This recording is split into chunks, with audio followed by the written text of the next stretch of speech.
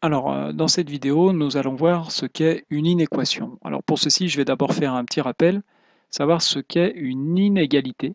Une inégalité, ça ressemble à une égalité, sauf que ça va être en utilisant le symbole inférieur ou égal, qui est celui-ci, ou alors le symbole strictement inférieur, ou alors le symbole supérieur ou égal, ou alors le symbole strictement supérieur, qui sont des symboles que vous avez vus normalement en sixième. Donc si j'écris que 1 est inférieur à 2, voilà, j'ai écrit une inégalité. Ça n'est pas une égalité, 1 n'est pas égal à 2, 1 est plus petit que 2, on appelle ça une inégalité. Alors je vais expliquer une petite règle très importante à comprendre pour les inéquations ensuite. Comprendre que si je décide, comme on l'a fait dans les égalités avant, prenons une égalité, 2 plus 2 égale 4, si je multiplie dans l'égalité par moins 1, alors je vais avoir moins 2 plus moins 2 égale moins 4. J'ai multiplié par moins 1 à droite et à gauche.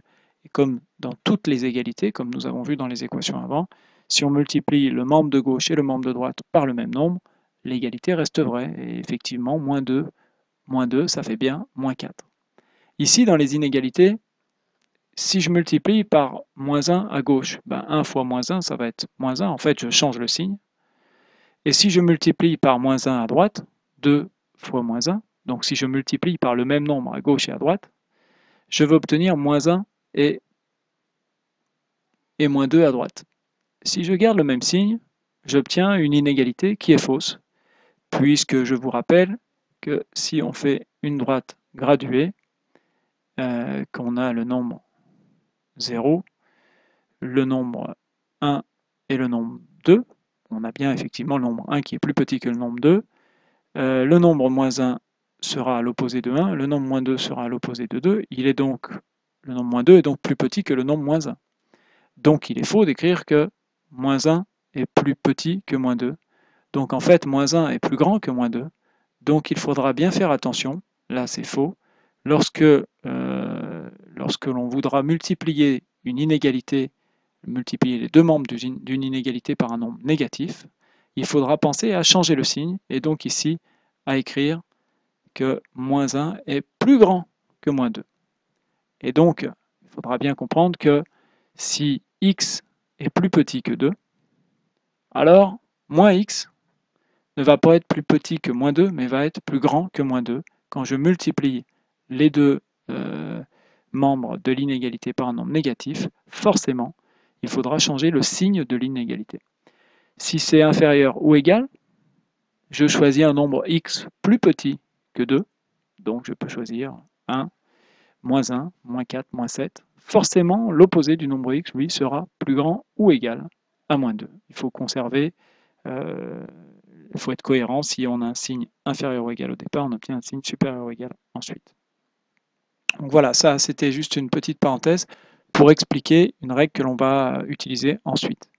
Alors voyons donc ce qu'est une inéquation. Une inéquation, ça va être comme une équation, mais avec une inégalité au lieu d'une égalité. Donc je vais donner un exemple.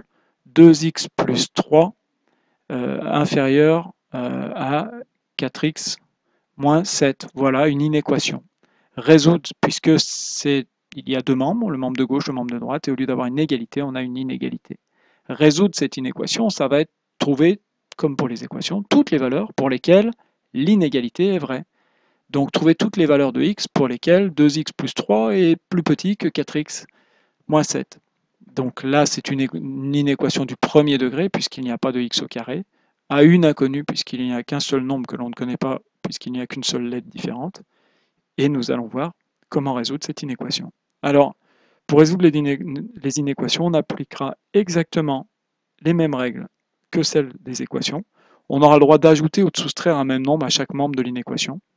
On aura le droit de multiplier ou de diviser par un nombre non nul, puisqu'on n'a pas le droit de diviser par 0, chaque membre de l'inéquation, et par un nombre non nul positif. Et on aura le droit aussi, mais c'est là qu'il faudra faire attention, c'est ce que je viens de vous expliquer, on aura le droit de multiplier ou de diviser par un même nombre non nul, mais aussi et négatif, chaque membre de l'inéquation, mais par contre dans ces cas-là, il faudra bien penser à changer le sens de l'inégalité. Alors voyons ce que ça donne sur un exemple. 2x plus 3 inférieur à 4x moins 7. Je vais faire passer le x dans le membre de gauche, puisque je veux à la fin avoir que des x d'un côté. Et donc je vais faire 2x moins 4x plus 3 inférieur à moins 7. J'ai fait passer mon 4x qui était là dans le membre de gauche. Donc qu'est-ce que j'ai fait comme opération? J'ai soustrait 4x. Quand on soustrait un même nombre à chaque membre, on ne change pas le signe de l'inégalité.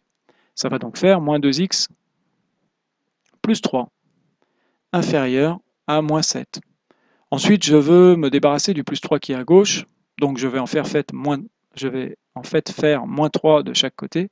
Je vais donc faire passer le 3 dans le membre de droite.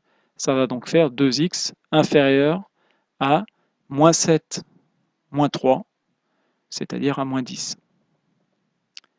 Et donc pour trouver x, ici, il faut que je divise par moins 2, parce que je dois me débarrasser du moins et du 2. Moins 2x divisé par moins 2, ça fait x. Donc il faut que dans le membre de droite, je divise aussi par moins 2, puisque comme dans les équations, tout ce que l'on fait dans le membre de gauche, on doit faire la même opération dans le membre de droite.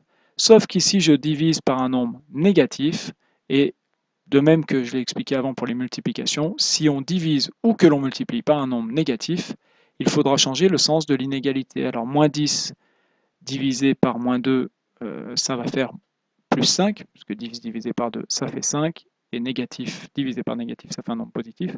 Par contre, ici, il ne faudra surtout pas mettre le même symbole supérieur qu'avant, mais bien mettre, inférieur qu'avant, il faudra mettre le symbole supérieur parce que l'on a divisé par un nombre négatif.